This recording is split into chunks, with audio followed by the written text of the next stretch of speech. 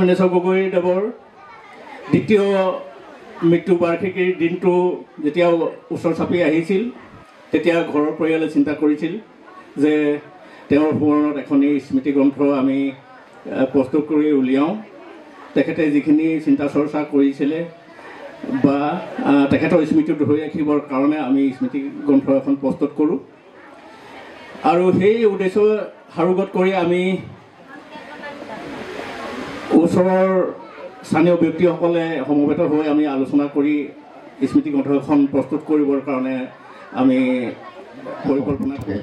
সমাজখন যাতে ভাল একতা থাকিব পাৰে, মৰম চেনেহ যদি সমাজখন ভৰপূৰ হৈ থাকে নিশ্চয় এখন আৰু আপোনালোকৰ সন্মুখত দুআষাৰ ক'বলৈ সুযোগ পাইছোঁ, তাৰ কাৰণে মই ধন্যবাদ জনাইছোঁ। মই স্মৃতি গ্ৰন্থখনৰ সম্পাদক পীতাম্বৰ চৰাইমৰীয়া আৰু সম্পাদনা সমিতিৰ লগত জড়িত যিসকল ব্যক্তি আছে আৰু যিসকল লেখক আছে আটাইকে কংগ্ৰেচুলেট কৰিছোঁ, অভিনন্দন জনাইছোঁ। তেওঁলোকে এখন সুন্দৰ কিতাপ প্ৰকাশ কৰি উলিয়াইছে। মই কিতাপখনৰ ভিতৰলৈ আজি এতিয়াই নকওঁ একো, বা মই চোৱা নাই কাৰণে, কিন্তু দেখিয়ে গম পাইছোঁ যে ইয়াত তেখেতৰ লগত জড়িত স্মৃতিৰ জড়িত বহুতখিনি কথা আছে, আন বেলেগ বেলেগ ধৰণৰ দৰকাৰী প্ৰবন্ধও আছে। গতিকে সকলোৱে ভাবিছোঁ মই সকলোৱে কপি এটা পাব হাতত, সকলোৱে পঢ়ি চাব। ছাত্ৰ ছাত্ৰীসকলেও নিজৰ হাতত নিজাকৈ কপি নাপালেও পুথিভঁৰালত পাবা তোমালোকে, বা অন্য ধৰণে তোমালোকে সংগ্ৰহ কৰিব পাৰিবা, কিতাপখন পঢ়িবা তোমালোকে। এইখিনি ক'লোঁ। এতিয়া মোক বিশেষকৈ মই যেতিয়া মাতে মই ভাবোঁ যে মই ছাত্ৰ ছাত্ৰীসকল আছে ইয়াত উদ্দেশ্যে তেওঁলোকক দুআষাৰ কথা মই ক'লে ভাল হ'ব। সেইকাৰণে মই তোমালোকক উদ্দেশ্যে ছাত্ৰ ছাত্ৰীসকলক উদ্দেশ্যে কেইষাৰমান কথা ক'ম। জ্যেষ্ঠ যিসকল আছে তেওঁলোককতো মই ক'ব লগা নাই, সেইকাৰণে মই আপোনালোক নাই বুলিয়ে ধৰি লৈছোঁ, আৰু ধৰি লৈ মই ছাত্ৰ ছাত্ৰীসকলক উদ্দেশ্যে দুআষাৰ ক'ম। হ'বনে? তোমালোকে শুনিবানে? শুনিবা? ঠিক আছে, শুনিবা দেই। আৰু মই যিকেইটা কথা ক'ম তোমালোকে সেই কথাকেইটা আজিৰ পৰা কামত লগাব পাৰিবা, শুনিছা? আৰু কিছুমান মানুহ চোৱা, তোমালোকে লক্ষ্য কৰিছানে? কিছুমান মানুহ ধৰি লৈছোঁ মীনেশ্বৰ গগৈ, এই মানুহজন চোৱা, তেওঁ ঢুকালে, কিন্তু তেওঁৰ স্মৃতিত আমি সদায় গোট খাইছোঁ। চোৱা, তেওঁৰ স্মৃতিত এখন কিতাপ ওলাইছে ন? তেওঁৰ কথা কৈ তোমালোকৰ ককাহঁতে দেউতাহঁতে তেওঁৰ কথা কৈ প্ৰশংসা কৰিছেনে বাৰু?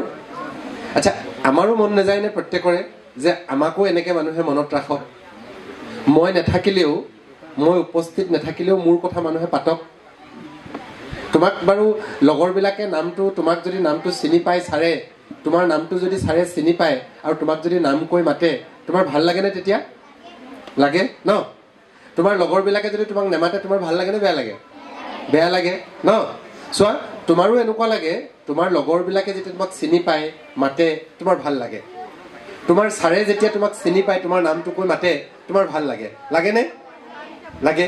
ঠিক আছে, ঠিক তেনেকৈ তুমি নাথাকোঁতেও আমি যে কৰোঁ, মোক মিছ কৰিবি দেই, ক'ৰবালৈ গ'লেও লগৰজনীক কৈ যাওঁ, মোক মিছ কৰিছিলি নাই? তুমি নাথাকোঁতেও তোমাক যদি কোনোবাই মিছ কৰে, তোমাৰ লগৰবিলাকে, তুমি আজি স্কুল নাহিলা, লগৰবিলাকে বোলে তোমালোকক মিছ কৰিছে, বোলে আজি মিছ কৰে নকৰা? তোমালোকে মিছ কৰে নাই কাৰোবাক?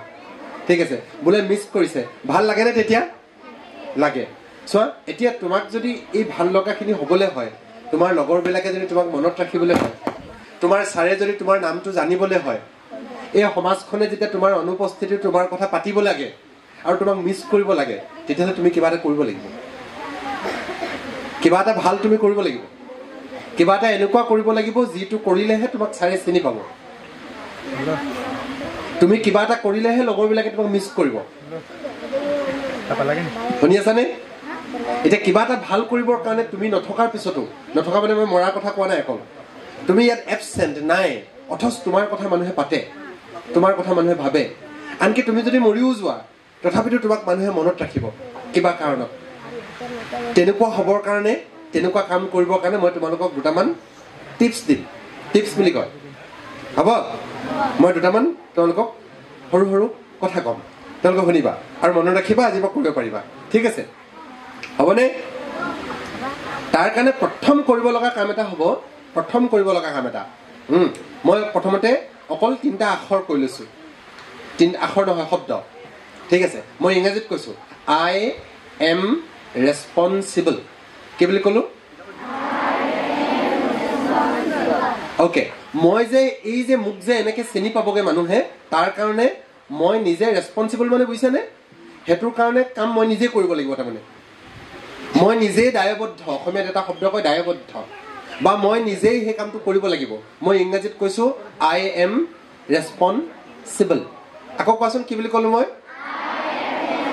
তাৰমানে তুমি নিজে কৰিব লাগিব শুনিছা তুমি নিজে কৰিব লাগিব এতিয়া মই কেইটামান উদাহৰণ দি ল'ম দেই শুনি আছে চবেই ঠিক আছে এতিয়া মই তোমাক উদাহৰণ দি ল'ম আমাৰ ডাঙৰসকলেও এই কথাটোত ভাগ ল'ব পাৰিব এতিয়া শুনিব পাৰিব এতিয়া ধৰা হওক ইয়াতে নাচৰ প্ৰতিযোগিতা এটা হৈ আছিলে বোলে সত্ৰীয়া নৃত্যৰ প্ৰতিযোগিতা এটা হ'ল সত্ৰীয়া নৃত্যত তোমালোকৰ 2গৰাকী 3গৰাকী 10গৰাকী মানে ইয়াত নাচিলা 10গৰাকী নালাগে 20গৰাকীয়ে নাচিলা নচাৰ পিছত পুৰস্কাৰ ঘোষণা হ'লে আজি পুৰস্কাৰ দিব যে এই নাচটো হ'ল প্ৰতিযোগিতা হ'ল প্ৰতিযোগিতাৰ পাছত এতিয়া পুৰস্কাৰ ঘোষণা কৰিলে জাজে পুৰস্কাৰ ঘোষণা কৰিলে তাতে 2গৰাকীহে পালে বা 3গৰাকীহে পালে বাকীবিলাকে নেপালে নহয় ন তাৰে এগৰাকী ধৰিছোঁ তোমালোকৰ কোনোবা এগৰাকী দেই তাই মানে তোমালোকৰ কোনোবা এগৰাকী তাই মানে ভালেই নাচে দেই তাই ভালেই নাচে একদম মজা নাচে আৰু ঘৰতো মাকহেঁতেও কয় তই বিৰাট ধুনীয়া নাচ ছাৰ বাইদেউহেঁতেও কয় ধুনীয়া নাচ সেইদিনা তাই প্ৰাইজ নেপালে পুৰস্কাৰ নেপালে পুৰস্কাৰ নোপোৱাৰ পাছত মাক বাপেক আৰু তাই লগ লাগি কথা পাতিছে মাক বাপেকেও কৈছে মুখখন বেকা কৰি আৰু জাজ বেয়া জাজে পাৰ্চিয়েলিটি কৰিলে কমিটি বেয়া আৰু তাইও কৈছে জাজ বেয়া কাৰণে যিয়ে বিচাৰ কৰিছিলে বিচাৰকজন বেয়া কাৰণে বা বিচাৰককেইজন বেয়া কাৰণে মই পুৰস্কাৰ নাপালোঁ বা কমিটিখন বেয়া আছিলে কমিটি অলপ পাৰ্চিয়েলিটি কৰিলে সেইকাৰণে মই প্ৰাইজ নাপালোঁ আনকি মাকে জীয়েকে ঘৰৰ পৰিয়ালে লগ লাগি এই কথাটো পাতিছে আৰু আন মানুহকো কৈছে যে বিচাৰক বেয়া আছিলে কমিটি বেয়া আছিলে বা ষ্টেজটো বেয়া আছিলে মুঠতে কিবা কিবি বেয়া আৰু যিকাৰণে মই প্ৰাইজ নাপালোঁ শুনি আছা ইয়ালৈকে আচ্ছা চোৱা এতিয়া কিবা কিবি বেয়া কাৰণে তেওঁ প্ৰাইজ নাপালে এই বুলি তেওঁ ভাবিছে আৰু ঘৰৰ মানুহকো কৈছে আন মানুহকো কৈছে ঠিক আছে ইয়ালৈকে হ'ল এতিয়া চোৱা আমাৰ অকল এইটো কথাই নহয় আমাৰ যদি কিবা এটা বেয়াও হয় অন্য কিবা এটাও বেয়া হয় তেতিয়াও আমি আনকেই দায়ী কৰোঁ মই পঢ়িব নোৱাৰিলোঁ নহয় মোৰ ৰিজাল্ট বেয়া হ'ল স্কুলত চাই অংক ভালকৈ নপঢ়ালি আমুক মাষ্টৰেই নাই স্কুলত ক্লাছেই নহয় ৰিজাল্টটো মোৰ বেয়া হ'ল মই কি বুলি ক'লোঁ চব বেয়া আমুক বেয়া তামুক বেয়া তামুক বেয়া তামুক বেয়া মই ভাবোঁ চব বেয়া আৰু মই তাৰ ভুক্তভোগীহে মই ভালে আছিলোঁ এতিয়া মাষ্টৰ বেয়া অংক মাষ্টৰ নাই সেইকাৰণেহে মই পৰীক্ষাত ফেইল কৰিলোঁ নাচটো মই ভালেই নাচিছিলোঁ মই ভাবি আছোঁ মই ভুক্তভোগীহে জাজ বেয়া বিচাৰক বেয়া কমিটি বেয়া ষ্টেজ বেয়া আৰু মই ভুক্তভোগী সেইকাৰণে মই প্ৰাইজ নাপালোঁ পৰিয়ালতো যেতিয়া পৰিয়ালৰ মাজত কাজিয়া হয় কাজিয়া হ'লে বোৱাৰীয়েকে একদম শাহুৱেকৰ কথা কয় কেনেকুৱা দন্দুৰী শাহু এজনী এনেকুৱা তেনেকুৱা তেনেকুৱা তেনেকুৱা তেনেকুৱা তেনেকুৱা মুঠতে বোৱাৰী ভাল শাহুৱেক বেয়া গিৰিয়েক বেয়া শহুৰ বেয়া মুঠতে চব বেয়া মই ভুক্তভোগী মই ভোগহে কৰিছোঁহি মই ভালেই আছিলোঁ তাৰ শাহুৱেকৰ লগত কথা পাতিব লাগে শাহুৱেকে ক'ব ৱাহ কেনেকুৱা দন্দুৰী বোৱাৰী এজনী আনিলোঁ এনেকুৱা তেনেকুৱা তেনেকুৱা তেনেকুৱা শাহুৱেকে ভাবিব যে বোৱাৰী বেয়া আমুক বেয়া তামুক বেয়া মই ভুক্তভোগীহে আমাৰ সকলো মানুহৰে কথা পতাৰ যিটো ট্ৰেণ্ড কালচাৰ বা সংস্কৃতি সেইটো হৈছে আমি বদনামটো আৰু যিকোনো বেয়া হোৱাৰ কাৰণটো আনলৈ ঠেলি দিওঁ আৰু নিজকে তাৰ ভুক্তভোগী বুলি ভাবোঁ এতিয়া মোৰ কথাটো শুনা তোমালোকে যদিহে নাচটোত মই বিচাৰকৰ কাৰণে পুৰস্কাৰ নাপালোঁ মই ভাবি লওঁ যদি বিচাৰকৰ কাৰণে মই পুৰস্কাৰ নাপালোঁ ষ্টেজৰ কাৰণে মই পুৰস্কাৰ নাপালোঁ আমুক কাৰণে নাপালোঁ তামুক কাৰণে নাপালোঁ তেতিয়াহ'লে মই কাইলৈ মোক প্ৰেক্টিচ কৰিব লগা নাই নহয় কাৰণ পুৰস্কাৰটো মই বিচাৰকৰ কাৰণেহে নাপালোঁ কিন্তু মই যদি এবাৰ এনেকৈ ভাবি লওঁ যে নহয় বিচাৰক চিচাৰক নহয় মই কেলৈ প্ৰাইজ নাপালোঁ মই প্ৰেক্টিচ নকৰিলোঁ মই কেলৈ প্ৰাইজ নাপালোঁ মোৰ ডান্স আৰু অকণমান কৰিবলৈ বাকী থাকিলে মই কেলৈ নাপালোঁ মই ষ্টেজত অহাৰ আগত আৰু প্ৰেক্টিচ কৰিব লাগিছিলে আৰু 3 দিন প্ৰেক্টিচ কৰিব লাগিছিলে এই বুলি যদি মই ভাবি ল'লে মোৰ কি হ'ব জানা পিছদিনা মই ৰিহাৰ্চেল কৰিবলৈ ষ্টাৰ্ট কৰি দিম পিছদিনা মই ৰিহাৰ্চেল কৰিবলৈ কাৰণ এটা বিচাৰি পাম পিছদিনা মই আকৌ নাচিবলৈ কাৰণ এটা বিচাৰি পাম কিন্তু যদিহে মই প্ৰাইজ নোপোৱাৰ কাৰণ বিচাৰক বুলি ভাবোঁ মই প্ৰেক্টিচ কৰিব লাগে কিয় আছে বিচাৰকৰ কাৰণেহে নাই পোৱা মই পৰীক্ষাত বেয়া নম্বৰ পোৱাৰ কাৰণে মই যদি ভাবি লওঁ অংক ছাৰহে জগৰীয়া স্কুলখনহে জগৰীয়া তেতিয়াহ'লে মই ঘৰত পঢ়িব লগা নাই নহয় অংক ছাৰ আহিলে ৰিজাল্ট ভাল হ'ব অংক ছাৰ নাহিলে ৰিজাল্ট বেয়া থাকিব সদায় কিন্তু দায়িত্বটো যদি মই এবাৰ মোলৈ লৈ লওঁ যে অংক ছাৰ নহয় মোৰ নম্বৰটোৰ কাৰণে মই ৰেছপনচিবল আই এম ৰেছপনচিবল মই ৰেছপঞ্চিবল এই বুলি যদি এবাৰ মই দায়িত্বটো নিজলৈ লৈ লওঁ তেতিয়াহ'লে তুমি ঘৰত অংক কৰিবা আৰু তুমি অংকত উন্নতি কৰিবা উন্নতি কৰিবৰ কাৰণে কোনোবা এটা ক্ষেত্ৰত যিকোনো ক্ষেত্ৰত উন্নতি কৰিবৰ কাৰণে এটাই ৰাস্তা আছে সেইটো হৈছে দায়িত্বটো নিজলৈ লোৱা শুনি আছা কোন ৰেছপঞ্চিবল মই ৰেছপঞ্চিবল আই এম ৰেছপঞ্চিবল আকৌ কোৱা I am responsible. তুমি জীৱনত ভাল হবাগে নে নহবাগে এটোৰ কাৰণে কোন ৰেছপঞ্চিবল নিজে নিজে ৰেছপঞ্চিবল শুনি আছা এতিয়া আমাৰ আকৌ ঘটনাটো তেনেকুৱা নহয় আমাৰ পঢ়িবলৈ হলেও মা নাথাকিলে একদম নাচি থাকিম আৰু মা আহিছে এতিয়া পঢ়াটোৰ কাৰণে আমি কাক ৰেছপঞ্চিবল কৰি থৈ দিছো মাক কৈ থৈ দিছো মায়ে যদি চাই থাকে পঢ়িম নেচালে নপঢ়ে এতিয়া ৰেছপঞ্চিবিলিটি তুমি লৈ আছা জানো স্কুলত শ্ৰেণী কোঠাত বহিলা ছাৰে যদি আহি পাৰ্ট লিখ বুলি ক'লে লিখিলা আৰু ছাৰে যদি কয় নিলিখিব একো যদি নকয় তুমি নিলিখা মানে তুমি ৰেছপঞ্চিবিলিটিটো লৈছা জানো নাই লোৱা হয়নে কথাটো ঘৰত পঢ়িবলৈ হ'লেও ৰেছপঞ্চিবিলিটি নিজে নোলোৱা নিজে আগবাঢ়ি গৈ কিতাপ এখন চোৱাগে জানো নোচোৱাগে শিক্ষকে ক'ব লাগিব এচাইন ঐ কিতাপ চ নহ'লে মৰিবি বদাম সেইবুলি ক'লেহে কিতাপখন চাওঁগে হয়নে নহয় কিন্তু তুমি আজিৰ পৰা তোমাক এজন ছাৰে তোমালোকক খুব ভাল পোৱা ছাৰ এজনে কথা এটা কৈছে এই কথাটো আজি মনত ৰাখাচোন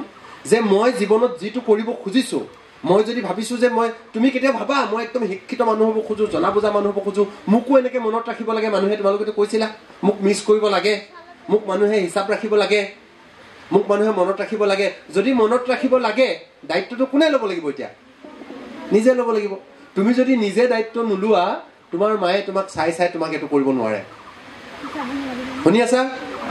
শুনিছা দায়িত্বটো নিজে ল'ব লাগিব কোন ৰেছপঞ্চিবল মই ৰেছপঞ্চিবল আই এম ৰেছপঞ্চিবল হৈছে ইয়ালৈকে কথাটো আনকি মই ডাঙৰসকলক উদ্দেশ্যিও কৈছো এতিয়া আনকি আমাৰ জীৱনৰ হাঁহি কান্দোন চবৰ কাৰণে ৰেছপঞ্চিবল আমি নিজে আমি ভাবো যে মোক আমুকে বেয়াকে এতিয়া ধৰি লৈছো মই এটা উদাহৰণ দিছো পৰীক্ষাৰ হ'ল ৰিজাল্ট দিলে ৰিজাল্ট দিয়াৰ আগতে বেলেগ এটা শ্ৰেণী কোঠাত ধৰি লৈছো শ্ৰেণী কোঠাত 20 গৰাকী ল'ৰা ছোৱালী আছে 20 গৰাকীক শিক্ষকে গালি পাৰিলে গোটেই 20 জনকে গালি পাৰিলে দেই একেলগতে শিক্ষকে গালি পাৰিলে গালি পোৱাৰ পিছত তাই দুজনী মানে একদম কান্দিবলৈ আৰম্ভ কৰি দিলে দুজনী মানে বই চাহ খাওঁগে ওলাই গুচি গ'ল দুজনী মানে ন তেনেকুৱা কৰি আছে আচ্ছা গালিটোতো চবকে একেটা গালিয়ে দিছিলে তাই দুজনীয়ে কান্দিলে দুজনী একেবাৰে গুন্দি হৈ গ'ল দম দি আছে একদম পালে বজাম ক'ব তেনেকৈ কৈ আছে আৰু দুজনী মানে একেবাৰে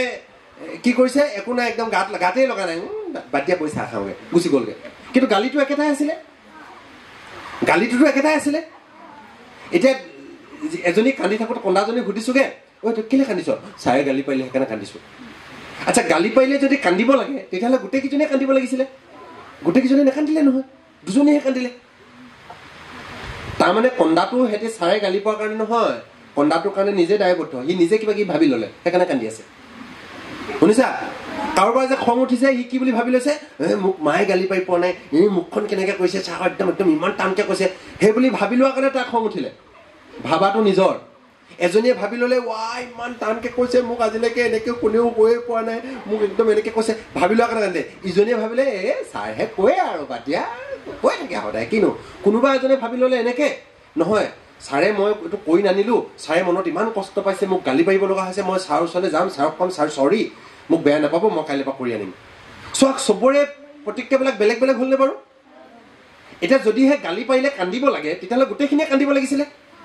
গোটেইখিনি নেকান্দিলে নহয় দুজনীহে কান্দিলে দুজনীয়েতো গাই গৈ ছাৰক চৰি ক'লেগে দুজনীয়েতো চাহ খাবলৈ গুচি গ'ল দুজনীয়েতো ৰাস্তাত পালে ভুকুৱাম বুলি ভাবি আছে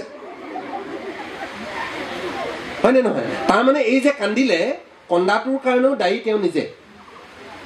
তেওঁ নিজেহে ৰেছপঞ্চিবল তেওঁ নিজে যি বুলি ভাবি লৈছিলে তেওঁ নিজে ভবা কথাখিনিৰ কাৰণেহে কান্দি আছে কোনোবা এজনী খং উঠিছে যে খং উঠা কাৰণটো ছাৰে গালি পোৱাটো নহয় ছাৰে গালি পাৰিলে যদি খং উঠিব লাগে তেতিয়াহ'লে গোটেই সোপাই খং কৰিব লাগিছিলে দুজনীয়েহে খং কৰিছে দুজনীয়ে কেলে খং কৰিলে কাৰণ তেওঁ ভাবি ল'লে বেলেগকৈ দুজনীয়েতো ছাৰৰ ওচৰত গৈ চৰি কৈছেগৈ কেলে ক'ব পাৰিলে কাৰণ সিহঁতে ভাবি ল'লে বেলেগকৈ এতিয়া মই ক'ব খুজিছোঁ তুমি যে মাজে মাজে কান্দা তাৰো কাৰণ তুমি নিজে মায়েতো চব মাকেতো ছোৱালীক গালি পাৰে মায়ে গালি পাৰিলে বুলি দুজনীহে বিয়া পাতি গুচি গ'লগৈ, বাকী বাৰু নাই যোৱা।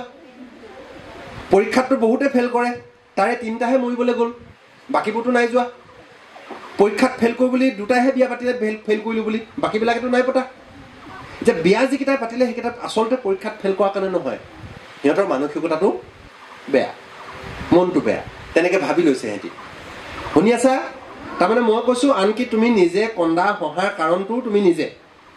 এতিয়া মই কথাকেইটা কৈ আছোঁ, মই কথাকেইটা কওঁতে কোনোবাই ভাল পাই একদম হাঁহিছা, এনেকৈ হাঁহিছা কেলে? কাৰণ তুমি ভাবিছা মোৰ লগত মিলি গৈছে, ধুনীয়া কথা এই বুলি ভাবিছা কাৰণে তুমি হাঁহিছা। কোনোবা এজনে এইটো দি আছে, সি ভাবিছে কি বুলি জানে, কিনো কৈ আছে এইটো এতিয়া এনেকুৱা কথা ঢেৰ শুনিছোঁ, এনে ভাষণ দিবলৈ আহিছে, সেই বুলি ভাবি লোৱাৰ কাৰণে সি মোৰ ভাষণটো ভাল পোৱা নাই। আচ্ছা, তুমি যে তেনেকুৱা মুডটো হৈ আছে তাৰ কাৰণটো তুমি নিজে। মইতো মানুহ একেটাই কথা একেকেইটাই কৈ আছোঁ, এইকেইটা কথাত কোনোবা দুজনমানে ফূৰ্তি পাই আছেনে নাই, ভাল পাই আছেনে নাই? কোনোবা দুজনমানে নাই পোৱা নহয়। আকৌ দুখ কাৰ? মোৰতো মানুহটো একেটাই, কথা একেকেইটাই, যি পোৱা নাই তেওঁৰে দুখ। শুনি আছা? তাৰমানে ইউ আৰ ৰেছপনচিবল। তোমাৰ যদি মোৰ কথাকেইটা ভালো লাগিছে তাৰ কাৰণেও ক্ৰেডিট তোমালৈকে যায়, আৰু যদি বেয়াও লাগিছে ইউ আৰ ৰেছপনচিবল। শুনি আছা? আজিৰ পৰা ৰাতিপুৱা নিজক এবাৰ ক'বা যে আই এম ৰেছপনচিবল। আনকি মোৰ নিজৰ সুখ দুখৰ কাৰণেও মই নিজেই ৰেছপনচিবল। হৈছে? মই যদি ভাল মানুহ হ'ব লাগে, কোন ৰেছপনচিবল? মই নিজে ৰেছপনচিবল। ঠিক আছে, এতিয়া যেতিয়া ৰেছপনচিবিলিটিটো ল'লা, তোমালোকে ল'লা নে চবেই? ল'লা? ঠিক আছে, এতিয়া মই 2টামান কাম দিম। এতিয়া ৰেছপনচিবিলিটি লোৱাৰ পিছত কামকেইটা কৰিব লাগিব। কামকেইটা নকৰিলে গম পাম ৰেছপনচিবিলিটি নল'লা বুলি ন। এতিয়া কামকেইটা দিওঁনে? মই বহুত টান কাম নিদিওঁ, একদম শিলগুটি কঢ়িয়াবলৈ নিদিওঁ, একদম উজু কাম এটা দিম। হ'ব? একদম উজু কাম এটা দিম।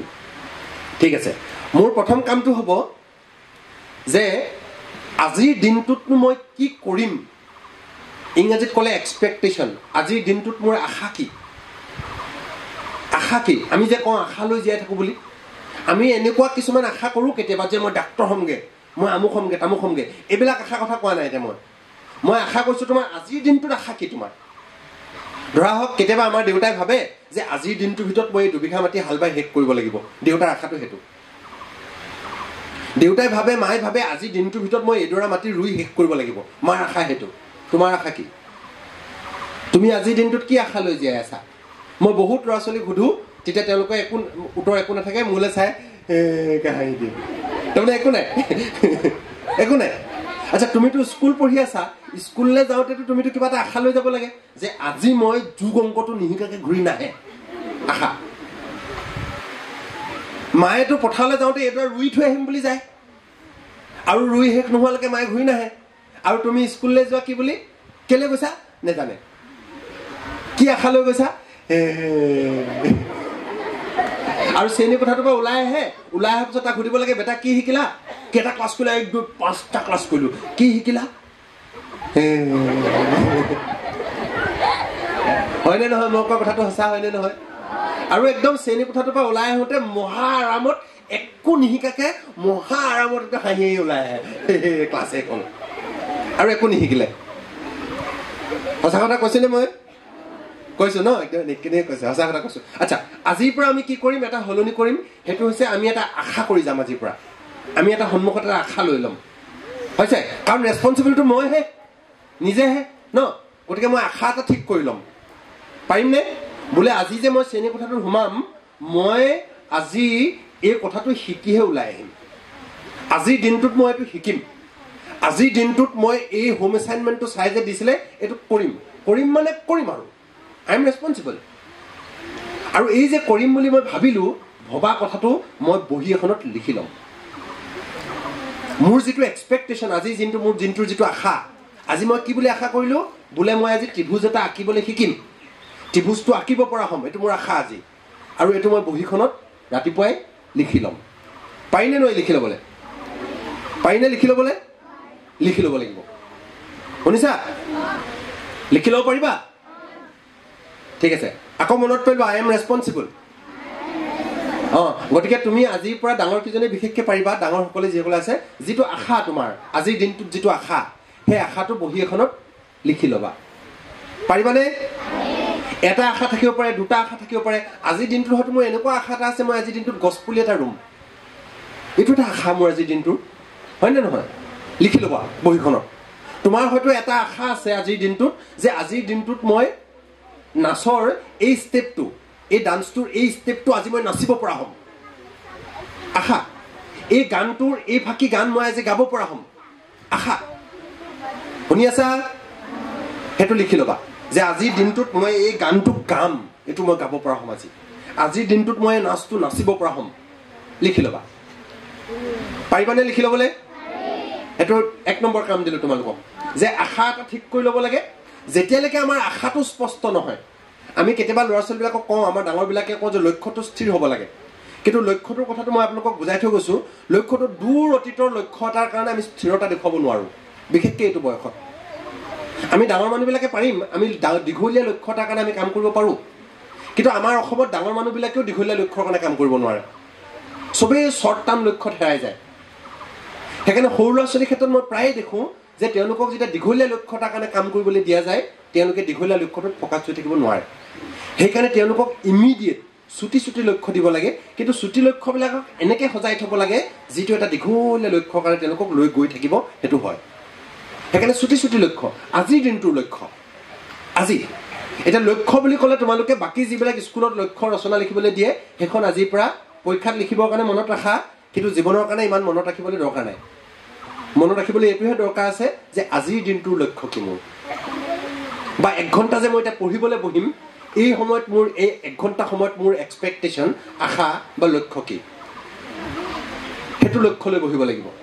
চুটি লক্ষ্য এটাহে আমাক ধৰি ৰাখিব পাৰিব। শুনি আছা? লিখি ল'ব পাৰিবা? লিখি ল'ব পাৰিবা? যিসকল শিক্ষক আছে, অভিভাৱক আছে, তেওঁলোকক মাজে মাজে মনত পেলাই দিব যে বেটা তোৰ আজি এক্সপেক্টেশ্যন যিটো, তই যিটো পাব খুজিছ, এইটো লিখি ল'লি নে? মই ডাঙৰবিলাকৰ কাৰণে, ডাঙৰ ল'ৰা ছোৱালীৰ কাৰণে কৈ আছোঁ দেই, বা অভিভাৱকসকলৰ কাৰণে কৈ আছোঁ, সৰুখিনিয়ে নুশুনিলেও হ'ব। এতিয়া এই আমি বিশেষকৈ প্ৰেমত এই কথাটো ব্যৱহাৰ কৰোঁ। তাৰমানে মই মাজে মাজে গানটো শুনাওঁ মানুহক, এই বোলে কলিজাৰৈ তেজেৰে মোৰে কোমল বুকুতে লিখি ল'লোঁ তোমাৰ নাম তুমি কোৱাৰ কাৰণে। কলিজাৰ তেজে বুকুত একদম নাম লিখি লৈছে, মানে কম চিৰিয়াছ। আকৌ কোনোবা দুটামানে আকৌ শিলত, তোমাৰ নাম বোলে শিলত লিখিম, তোমাৰ নাম বোলে বতাহত লিখিম। আৰু আপোনালোকে দেখিব নহয়, একদম ডেস্কত লিখি দিব, আমুক প্লাছ আমুক, হাতত লিখি ল'ব তামুক প্লাছ তামুক। আচ্ছা, লিখিব কিয় লাগে? নিলিখিলে নহয় নেকি? লিখিব কিয় লাগে? লিখি বুজাই দিয়ে যে মই কিমান চিৰিয়াছ, চা মই কিমান গুৰুত্ব দিলোঁ, মই কিমান হেভি, মানে একদম কিমান মই মোৰ গভীৰতাটো বুজাবৰ কাৰণে, গভীৰতা কিমান দ, এইটো বুজাবৰ কাৰণে আমি লিখি দিওঁ। আনকি কেতিয়াবা মই লোকৰ লগৰজনী কথা ক'বলৈ হ'লেও তই নোৱাৰ, মই লিখি দিম। লিখি কিয় দিব লাগে? আচ্ছা, লিখি এইকাৰণে দিব লাগে, লিখিলেহে ই গভীৰ হয়, লিখিলেহে ই চিৰিয়াছ হয়। সেইকাৰণে ছাত্ৰ ছাত্ৰীয়ে কিবা এটা যদি কৰিম বুলি ভাবিছে, লিখিবলৈ দিয়ক। আজিৰ দিনটো তই কি কৰিবি? বোলে ত্ৰিভুজ আঁকিবলৈ শিকাম, লিখ, লিখি ল। ত্ৰিভুজ আঁকিবলৈ শিকিম, লিখি ল। ত্ৰিভুজ আঁকিব পৰা হ'ম, লিখি ল। যেতিয়ালৈকে কমিটমেণ্টটো, তাৰ এক্সপেক্টেশ্যনটো, আশাটো, লক্ষ্যটো লিখি নলয়। মোক বহুতে যেতিয়া কয় বেটা কি হবি, বোলে বোলে ছাৰ ডাক্তৰ হ'ম, ক'ত লিখিলি চাওঁ, লিখা ক'ত আছে? বোলে নাই নহয় ছাৰ, নোৱাৰো ডাক্তৰ হ'বলৈ, চিৰিয়াছেই নহয়। কপালত লিখি ল'লি নে নাই? বুকুত লিখি ল'লি নে নাই? দৰ্জাত লিখা আছেনে নাই? বতাহত লিখা আছেনে নাই? আকাশত লিখা আছেনে নাই? লিখা এইকাৰণে থাকিব লাগে, কাৰণ লিখা থাকিলেহে সি মনত পেলাই থাকিব। নহ'লে আমাৰ মনটো এনেকুৱা ক'ত কেতিয়া গুচি যায়গৈ ঠিকনা নাই, বিশেষকৈ সৰুকালত। সেইকাৰণে যিফালে চাই সেইফালে যদি ডাক্তৰ হ'ম বুলি ভাবিছে, চবফালে ডাক্তৰে থাকিব লাগিব, অনবৰত তাৰ মনত সেইটো থাকিব লাগিব। আৰু আপুনি ডাঙৰবিলাকে, আনকি যিবিলাক ছাকচেছফুল মানুহ, তেওঁলোকক ছাকচেছৰ ৰহস্য এটা সুধিবচোন। সুধিলে তেওঁবিলাকে প্ৰায়বিলাকে একেটা কথাই ক'ব যে এই কামটোত তেওঁ পগলাৰ নিচিনাকৈ একেৰাহে লাগি থাকে আৰু গোটেই মনটো তেওঁ তাত ফ'কাছ হৈ থাকে। এইটো তেওঁলোকৰ সফলতাৰ এটা ডাঙৰ ৰহস্য। এতিয়া ল'ৰাটোক গোটেই মনটো আনি সেইটোত ভৰাই থ'বলৈ তাক অনবৰত মনত পেলাই থাকিব লগা হয় কথাটো। সেইকাৰণে লিখি ল'ব লাগে আৰু হাতত লৈ ফুৰিব লাগে। আজি যে সি ত্ৰিভুজটো আঁকিব, এইটো লিখি ল'ব আৰু হাতত লৈ ফুৰিব। ত্ৰিভুজ আঁকিব আজি হৈছে, লিখি ল'ব পাৰিবা? তোমালোকক ক'লোঁ, মই জানো তোমালোকে নিলিখাগে, তথাপিতো ক'লোঁ এজনে দুজনে লিখিবও পাৰে। আৰু মই ডাঙৰবিলাকো শুনাই কৈ গৈছোঁ যাতে তেওঁলোকে এতিয়া মনত পেলাই দিব পাৰে। এইটো 1 নম্বৰ কাম ক'লোঁ। এতিয়া 2 নম্বৰ আৰু এটা কাম ক'ম দেই। এটা কাম দিলোঁ, কি কাম দিলোঁ? হা, আশাটো, এক্সপেক্টেশ্যনটো, লক্ষ্যটো লিখি ল'ব লাগিব। হ'ব, লক্ষ্যটো ঠিক কৰি ল'ব লাগিব, লিখি ল'ব লাগিব। শুনি আছা? ঠিক আছে। 2 নম্বৰ কাম, 2 নম্বৰ কামটো হৈছে কাম এটা আৰম্ভ কৰিলে শেষ কৰিব লাগিব। কি ক'লোঁ মই? কাম এটা আৰম্ভ কৰিলে শেষ কৰিব লাগিব।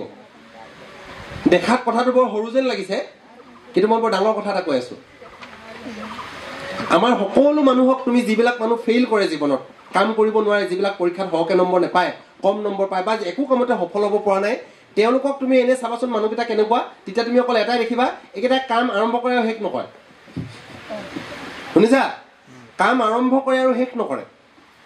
আৰু যিবিলাক পৃথিৱীতে একদম ডাঙৰ মানুহ হৈছে, তেওঁলোকক চাবা, তেওঁলোকে কাম আৰম্ভ কৰে আৰু শেষ কৰে। এই কাম শেষ কৰা এটা অভ্যাস কৰিব লাগে। কাম মানে তোমালোকেতো এতিয়া ডাঙৰ কাম ঘৰ বনাবলৈ নোলোৱা, তোমালোকে কেনেকুৱা কাম ল'বা? এছাইনমেণ্ট এটা কৰিবলৈ ল'বা। ছাৰে ক'লে এই অংক দুটা কৰি আনিবি। তুমি বহীখন মেলিলা, মেলি নিজক ক'বা যে ভাই ষ্টাৰ্ট যে কৰিলোঁ মই, কি কৰিম এতিয়া? শেষ কৰিম। আৰম্ভ যে কৰিলোঁ মই, শেষ কৰিম। শুনিছা? মায়ে পাচলিকেইটা কাটিবলৈ দিলে, তুমি কি কৰিলা? পাচলি কাটিবলৈ আৰম্ভ কৰোঁতে এফালৰ পৰা আমুকা মাতিলে দৌৰি গুচি গ'লা। তাৰমানে তুমি আৰম্ভ কৰিলা, শেষ নকৰিলা। আজিৰ পৰা মনত ৰাখিবা, তুমি কাম এটা কৰিলে তুমি কি কৰিবা? শেষ কৰিবা। কামটো নল'বা ডাঙৰকৈ। তোমাক কোৱা নাই নহয় একদম ডাঙৰ ঘৰ এটা বনাবলৈ লোৱা, সৰু কাম ল'বা। অংক দুটাই কৰিম আজি, দুটা কৰিম বুলি যেতিয়া তুমি এক্সপেক্টেশ্যন লিখি ল'লা, আৰু কি কৰিবা? শেষ কৰিবা। হ'ব পাৰিবা? কাম এটা কৰিলে কি কৰিবা? এইকেইটা কথা লিখি ল'বাগৈ আজি। হৈছে? মই প্ৰথম কথাটো ক'লোঁ আই এম ৰেছপনচিবল, মই দায়বদ্ধ। দ্বিতীয় কথাটো ক'লোঁ লক্ষ্য এটা একদম দৈনিক লক্ষ্য ল'বা আৰু তাক লিখি ল'বা। আৰু তৃতীয় কথাটো ক'লোঁ এই যে লক্ষ্যটো ল'লা, কাম এটা ল'লা, তাক কি কৰিবা?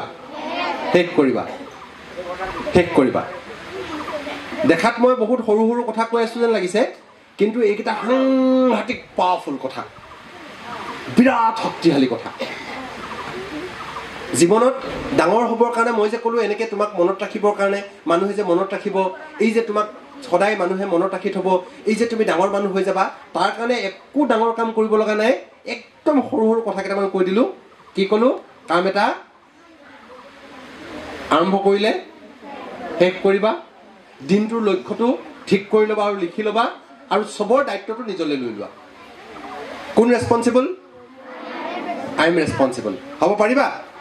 মই ডাঙৰ সকলোকো ক'লোঁ এই কথাকেইটা তেওঁলোকক ৰিমাইণ্ড কৰাই থাকিব লাগে, মনত পেলাই থাকিব লাগে। আৰু একো ৰহস্য নাই। জীৱনত যিকোনো ক্ষেত্ৰত প্ৰতিষ্ঠা লাভ কৰিবৰ কাৰণে, সফল হ'বৰ কাৰণে ইয়াতকৈ ডাঙৰ আৰু একো ৰহস্য নাই। মই ইমান দিনে যিমান মানুহবিলাকৰ, মই নিজে একো হ'ব নোৱাৰিলেও মই ডাঙৰ মানুহবিলাকক লৈ ইচ্ছুক, মানে তেওঁলোকে কেনেকৈ কাম কৰে, কি কৰেনো চাবলৈ বিচাৰোঁ। কেনেকৈ তেওঁলোকৰ কাম কৰাৰ ধৰণবিলাক কি, তেওঁলোকে কেনেকৈ ভাবে, এইবিলাক যেতিয়া চাবলৈ বিচাৰোঁতে মই একদম সকলোৰে ক্ষেত্ৰত এই কথাকেইটা দেখিছোঁ। শুনিছা? শুনিছানে? অঁ শুনিছা? ঠিক আছে। এতিয়া মই সামৰিব খুজিছোঁ। একেদিনাই বেছিকৈ ক'লে মনত নৰব তোমালোকৰ, আৰু বেছিকৈ খোৱাটো বেয়া, পেট বেয়া কৰে ন। মই ধন্যবাদ জনাইছোঁ আমাৰ শ্ৰদ্ধাৰ মিনেশ্বৰ গগৈৰ পৰিয়ালক, আমাৰ সুলক্ষণা সিহঁতকেইজনী মোৰ বহুত দিনৰ আগৰ পৰা চিনাকি, আৰু বহুতখিনি চিনাকি মানুহ পাইছোঁ, সকলোকে ইয়াত লগ পাইছোঁ, অভিভাৱকো আছে, বহুতখিনি শিক্ষক শিক্ষয়িত্ৰীও আছে। এইকেইটা কথাকে ক'লোঁ ছুটিকে, আৰু ধন্যবাদ জনাই মই ক'ব লগাখিনি সামৰিছোঁ। Thank U.